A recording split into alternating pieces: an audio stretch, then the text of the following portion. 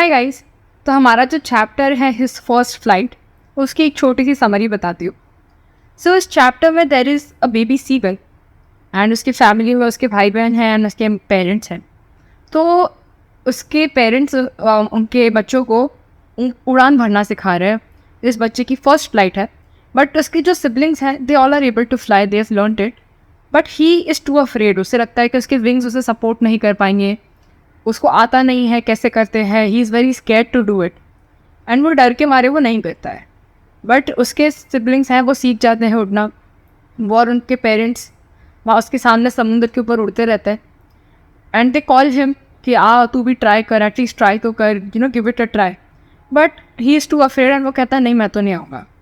But मन ही उसको अच्छा नहीं लगता कि ये सब सीख गए, मैं नहीं सीख पा रहा हूँ। तो उसके पेरेंट्स उसे बहुत धमकी देते हैं कि हम तुम्हें खाना पीना नहीं देंगे, you have to learn this survival skills other because you have to hunt for yourself, और तुम्हें ये करना ही होगा। और वो कहता है हम तुमसे बात नहीं करेंगे, हम तुम्हें खाना नहीं देंगे। So they ignore him for the night and वो भूखा ही सोता है। So next day morning when he wakes up, उसे बहुत ज़्यादा भूख लगी होती है एंड वो आसपास देखता है तो उसके सिबलिंग्स सोए होते हैं और उसकी मम्मी एक फ़िश को अपने बीक से टेयर कर रही होती है। तो ये looks at his mother and mother sees him and वो बहुत बेकनिंगली उन्हें कहता है कि प्लीज़ मेरे लिए खाना ले आओ, मुझे बहुत भूख लग रही है। तो उसकी मम्मी वो अपने बीक में वो फिश पकड़ती है and she comes towards him, but वो मिड वे ही रुक जाती है।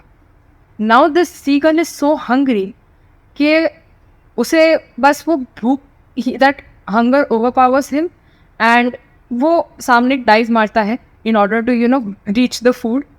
But then he realizes suddenly that he is falling and then उसके विंग्स स्प्रेड आउट अपने आप होते हैं and he learns how to fly that way and his parents are very proud of him, his siblings are very proud of him. And उसको समुद्र पे जैसे तैरते हैं बर्ड्स, उसमें उसको भी डर लगता था and he tried it for the first time and he was successful at it and he realized कि ये सब कुछ मन में ही होता है। We can overcome our fears by giving it a try, giving it a chance. And that's it. That's a very beautiful story about how this bird overcame his fear and successfully had his first flight. So हमारा जो second part है from the chapter 2 stories about flying is the black aeroplane.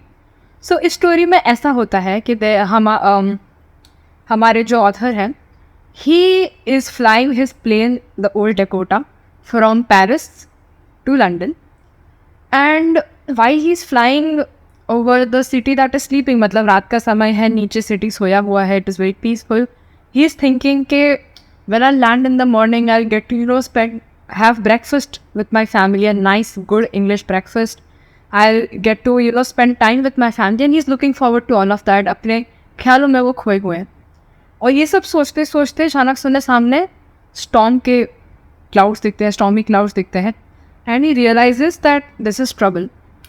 And the ideal solution to this would have been कि वो plane घुमा ले and again he goes back to Paris. But he is overpowered by his will to actually meet his family and have a nice breakfast. तो उन्हें वो करना था and secondly उनके पास fuel कम था to actually fly all the way back. So he enters into the stormy clouds. And once he enters there, all his devices stop functioning. उनका GPS function करना बंद हो जाता है. The connection to the control room is lost. And when all hope is lost, he sees another black aeroplane amidst the storm. And this plane का जो pilot है, he beckons the narrator to follow him.